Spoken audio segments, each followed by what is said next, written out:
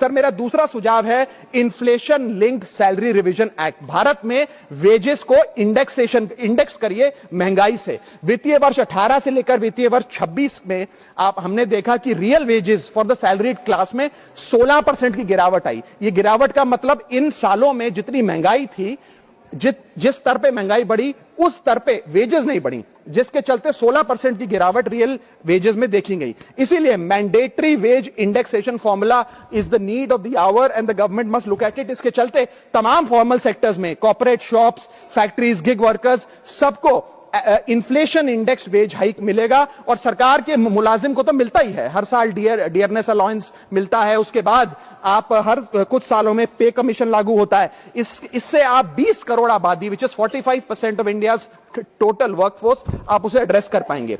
Sir इसी के साथ साथ मैं बताना चाहता हूं कि दुनिया के कई देशों में यह पहले से ही लागू है।